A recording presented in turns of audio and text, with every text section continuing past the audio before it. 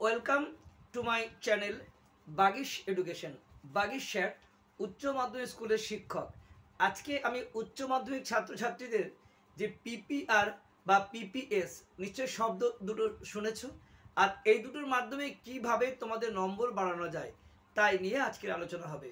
উচ্চ মাধ্যমিক পরীক্ষার্থী যারা পাশ করেও যদি তোমরা তোমাদের নম্বরে সন্তুষ্ট না হও বা তোমরা যদি কোনো বিষয় অকৃতকার্য বা ফেল বলে সম্পন্ন হয়, সেক্ষেত্রে তোমরা কি করবে তা নিয়ে পিপিআর আর পিপিএস এই দুটো তোমাদের সম্পূর্ণ জানতে হবে। পিপিআর, পিপিএস এবং আরটিআই এই তিনটে পদ্ধতিতে তোমরা কিন্তু যদি মনে করো যে আমি নম্বর পাবো, আমাকে কম দিয়েছে, সেক্ষেত্রে তোমরা কিন্তু এই পদ্ধতি অবলম্বন করতে পারো। তাই আজকের ভিডিওটা অত্যন্ত গুরুত্বপূর্ণ হতে চলেছে। তোমরা কিন্তু একটু স্কিপ না করে অবশ্যই তোমরা সমস্ত প্রিয় বন্ধু ও বান্ধবীদের মধ্যে শেয়ার করে দাও, যাতে পিপিআর পিপিএস কি সমস্ত বিষয় জানতে পারে। আর যারা আমার পরিবারের সদস্য আছো তাদের মোস্ট ওয়েলকাম। তাহলে এখন চলো তোমাদের পিপিআর আর পিপিএস এই দুটো বা আরটিআই এই তিনটে অস্ত্রের সাহায্যে কিভাবে তোমরা যদি আশানুরূপ রেজাল্ট করতে না পারো আর যদি মনে হয় যে তোমাদের নম্বর বাড়বে, তাহলে কিভাবে তোমরা নাম্বার বাড়াবে সে নিয়ে আজকের আলোচনা। দেখো, প্রথমেই তোমাদের জানাই যে পিপিআর মানে কি। পিপিআর মানে হচ্ছে পোস্ট পাবলিকেশন রিভিউ, আর পিপিএস মানে পোস্ট পাবলিকেশন স্ক্রুটনি। অবশ্য এই দুটো বিষয় বাংলা বুঝতে হবে তোমাদের। যে পিপিএস এই পোস্ট পাবলিকেশন স্ক্রুটনি, এটার মানে পুনরায় গণনা। আর তোমাদের যে পিপিআর এর মানে হলো সম্পূর্ণ রূপে মূল্যায়ন। এবার দেখো, পিপিআর পিপিএস এই দুটো পদ্ধতির মধ্যে তোমরা জানো একটা খুব দারুণ শব্দ যোগ হয়েছে, তৎকাল। তৎকালটা কিন্তু নতুন অ্যাডিং হয়েছে, যা 7 দিনের মধ্যে রেজাল্ট। এমার্জেন্সি, তোমরা উচ্চ মাধ্যমিক পরীক্ষার রেজাল্ট পাওয়ার পরেই 7 দিনের মধ্যেই তোমরা যে পাবে তৎকাল। তাহলে একটা নর্মাল, একটা তৎকাল। নর্মাল পিপিআর পিপিএস আর তৎকাল পিপিআর পিপিএস জানতে হবে নিয়ম কি, কত খরচা এবং দুটোর পার্থক্য কি আছে। আর তোমরা আরটিআই রাইট টু অ্যাক্ট যে এডুকেশন, অর্থাৎ তুমি আইনের মাধ্যমেও তুমি কিন্তু পেতে পারো, তোমার খাতাটা পুরো পেয়ে যেতে পারো।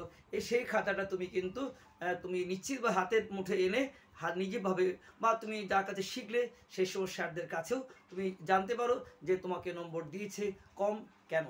অতএব তোমার আজকে এই পিপিআর পিপিএস এবং আরটিআই তিনটে বিষয়ে আলোচনা হবে। কোনটা করলে কোনটা করতে নেই, কোনটা সমস্যা হবে, সব কিছু জেনে কিন্তু তোমরা করবে। প্রথমেই বলি যে পিপিআর পিপিআর এটা কিন্তু পিপিআর আর পিপিএস। পিপিআর মানে দুটি বিষয় করতে পারো, পিপিআর কিন্তু দুটির বেশি নয়। আর পিপিএস এটা কিন্তু সমস্ত বিষয় করতে পারো এবং সমস্তই তোমাদের হবে অনলাইনে। ইতিমধ্যে তোমরা জানো যে তোমাদের রেজাল্ট বের হচ্ছে 8 তারিখে। 8 তারিখে যদি তোমাদের অনলাইনে অর্থাৎ রেজাল্ট হয়, তোমাদের হাতে পাবে আরও দুদিন পরে 10 তারিখে। হাতে মার্কশিট পেয়ে যাওয়ার পর শুরু হচ্ছে তোমাদের পিপিআর ও পিপিএস। অর্থাৎ পিপিআর পিপিএস অর্থাৎ দুটোই কিন্তু তোমাদের যে তারিখ দেওয়া হয়েছে সেটা হচ্ছে পিপিআর পিপিএস। এটা দুটোর থেকে 10 তারিখে দুটোর থেকে তোমাদের পিপিআর চলবে 25শে মে পর্যন্ত, মিডনাইট রাত্রি পর্যন্ত।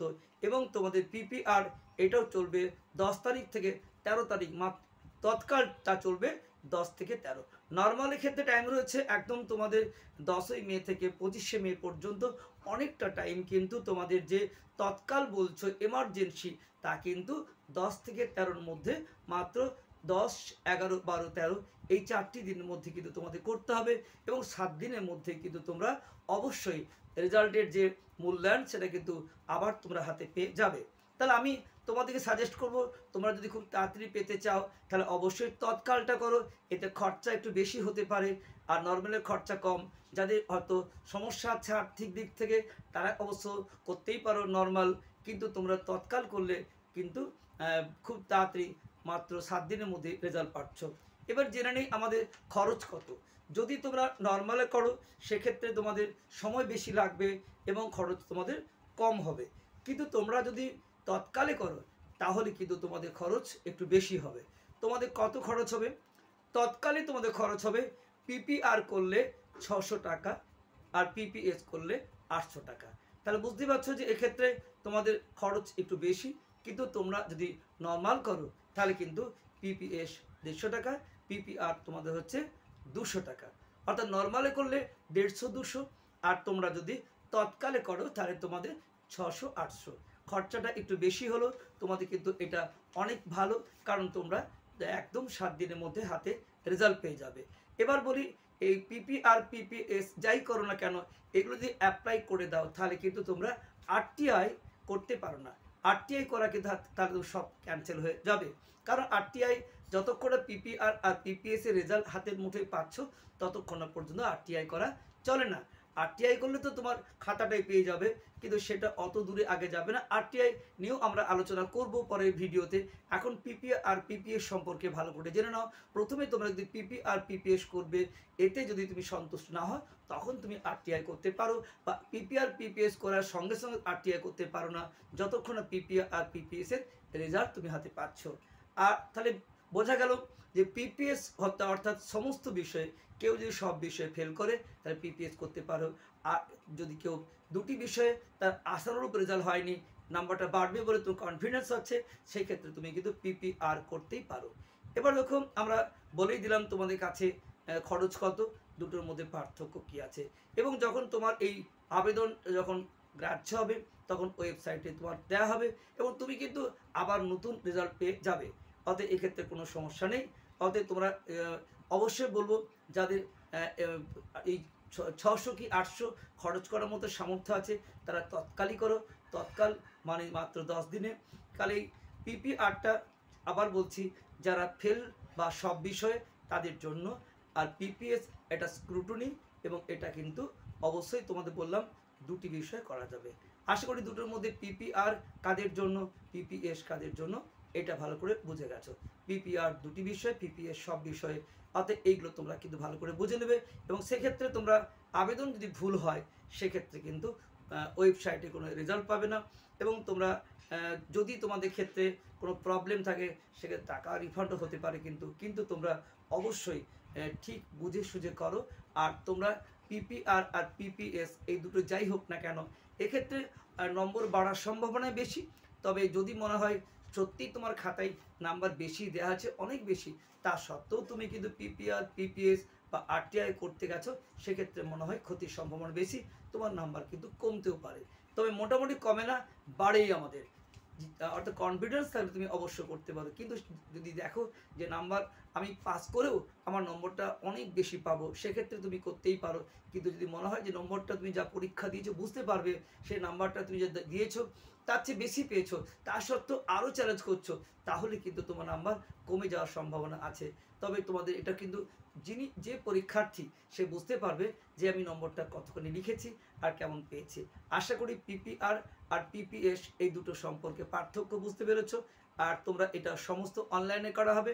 আর যারা জেনারেল লাইনে আছো, যারা একদম কমনটা করতে চাও, তারা 150 টাকা, বা আবার বলছি পিপিআর 150 টাকা, পিপিএস 150 টাকা, পিপিআর 200 টাকা খরচ করবে। আর যারা তোমরা তৎকালে করবে তারা পিপিএস তোমরা 600 টাকা, পিপিআর তোমরা 800 টাকা। এটা বুঝতে পেরেছো। আর আবার বলছি, পিপিএস সব বিষয়, পিপিআর দুটি বিষয় অনলাইনে করবে, এবং তোমরা সব ওয়েবসাইটে রেজাল্ট পাবে। কাজে তোমরা আশা করি পিপিআর আর পিপিএস এটা বুঝতে পারলে পরবর্তীকালে কিন্তু আমরা আরটিআই নিয়েও আলোচনা করব, কিভাবে তোমাদের যে খাতাটা দেখেছো সেই খাতাটা তোমার হাতের মুঠোয় চলে আসবে, এবং তুমি প্রিয় শিক্ষকের কাছে যেখানে শিখেছো তাকে দেখিয়ে মূল্যায়ন করতে পারবে। সেটা পরবর্তী ভিডিওয়ে নিশ্চয়ই আমরা আলোচনা করব। কিন্তু আজকে তোমরা পিপিআর আর পিপিএস নিয়ে যে কোনো অসুবিধা হলো কিনা অবশ্যই কমেন্টে জানিও। আমি তোমাদের কমেন্ট কিন্তু পড়ি, হয়তো আমি সবসময় অ্যান্সার দিতে পারি না। আমার যে টেলিগ্রাম চ্যানেল আছে t.me/বাগিশ এডুকেশন, এইখানে তোমরা যদি যে কোনো সমস্যা থাকে লিখতে পারো, 24 ঘন্টার মধ্যে উত্তর দেওয়ার চেষ্টা করি। আমার ব্যক্তিগত হোয়াটসঅ্যাপে তোমরা দিলে অসংখ্য আমার কাছে মেসেজ আছে, সব উত্তর দেওয়ার সময় হয়ে ওঠে না বা দেখার সময় হয়ে ওঠে না, কিন্তু গ্রুপের মাধ্যমে t.me/বাগিশ এডুকেশন, এই যে তোমাদের টেলিগ্রাম চ্যানেল আছে, এখানে কিন্তু তোমরা যে কোনো অসুবিধা হলে লিখতে পারো, বা তোমাদের যে ইউটিউব চ্যানেলের মধ্যে কমেন্ট করছো সেগুলো কিন্তু আমি পড়ি, এবং তোমাদের কমেন্টের ভিত্তিতেই তোমাদের জন্য ভিডিও বানাই। তোমাদের এই আলোচনাটা পিপি আর পিপিএস কেমন লাগলো বলো, এবং তোমরা অবশ্যই কমেন্টে জানিও। আর যদি কোনো প্রশ্ন থাকে সেক্ষেত্রে কিন্তু অবশ্যই জানো। তাহলে তোমাদের 8 তারিখে রেজাল্ট বেরোচ্ছে, এই খবরটা তো আর বারবার বলার অপেক্ষা রাখে না, তোমরা জেনে গেছো। কনগ্রাজুলেশন, তোমাদের প্রত্যেকের উদ্বিগ্নতা থাকতেই পারে, কিন্তু আমি বলবো এবছর কিন্তু রেজাল্ট অন্যান্য বছরের তুলনায় অনেক ভালো হতে চলেছে। তাই তোমরা এই কটা দিন মনের আনন্দ থাকো, ভালো করে থাকো, সুন্দর থাকো। তোমরা কিন্তু মনের দিকে ভেঙে পড়ো না। জানি যে আমি যখন পরীক্ষার্থী ছিলাম তখনও টেনশন হচ্ছিল, তোমাদেরও হবে, কিন্তু টেনশন হয় না কিছু। যা দিয়ে দিচ্ছ তাকে নিয়ে আর তোমার কিন্তু চিন্তা করে লাভ নেই। এখন চড়ই বেতি, সামনে এগিয়ে চলো। আর তোমাদের জীবনের পথে যে কোনো সমস্যা তোমরা বলো, আমি তোমাদের সঙ্গে আছি, বাগেশ্বর আছি, ছিলাম এবং থাকবো। বেস্ট অফ লাক, তোমাদের সাফল্যের অপেক্ষায় রইলাম। কমেন্টে জানিও কার কেমন রেজাল্ট হতে চলেছে, কে কেমন আশা করছো। তোমরা সকলে সফল হও, এটাই আমার একমাত্র কাম্য। দেখা হচ্ছে নেক্সট ভিডিওতে। এই পর্যন্ত সকলে ভালো থেকো।